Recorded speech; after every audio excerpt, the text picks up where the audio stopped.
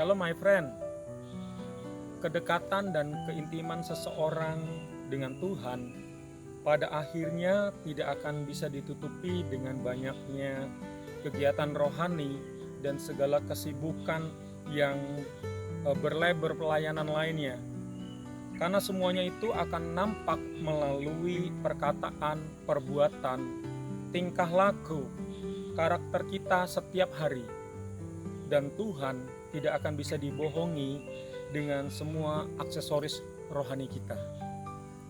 Firman Tuhan berkata di dalam Mazmur 15 ayat yang pertama sampai ayat yang ketiga.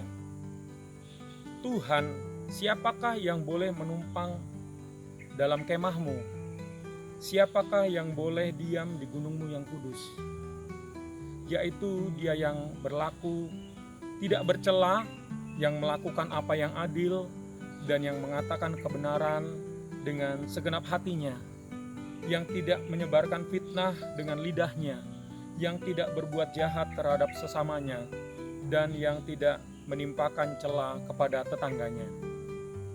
My friend, setiap kita tentu ingin dekat dengan seorang yang berpengaruh, berpangkat, punya posisi penting, karena pasti akan mendapatkan keuntungan dan fasilitas dari pertemanan atau persahabatan kita.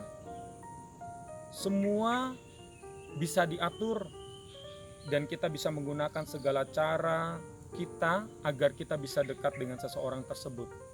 Meskipun pada akhirnya semuanya itu hanya bersifat sementara dan tidak sedikit yang dikhianati dan berujung dengan kekecewaan.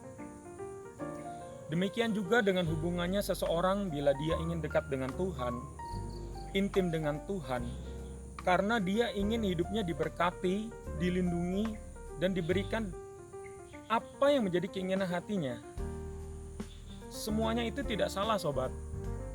Karena Tuhan Yesus memang rindu untuk memberkati seluruh kehidupan kita, dan Tuhan Yesus juga rindu untuk kita dekat dengan Dia dan Dia dekat dengan kita. Tetapi tahukah sobat, membangun kedekatan dengan Tuhan tidak sama dengan membangun kedekatan dengan manusia. Kita tidak bisa membangun kedekatan dan keintiman dengan Tuhan secara rombongan atau secara beramai-ramai. Keintiman dengan Tuhan itu bersifat pribadi. Kita juga tidak bisa menjalin keintiman dengan Tuhan dengan menggunakan motivasi yang tidak benar. Karena Tuhan Maha Tahu, Maha mendengar, dan Maha melihat. Mari sobat, perbaharui motivasi kita dan kita riset kembali hati dan pikiran kita serta karakter kita agar selaras dengan kehendak Bapa.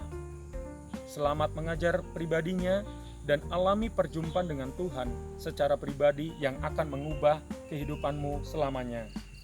Temukan keintiman sejati hanya bersama dengan Tuhan Yesus Kristus dan rasakan perubahan di dalam kehidupanmu. Tuhan Yesus memberkati.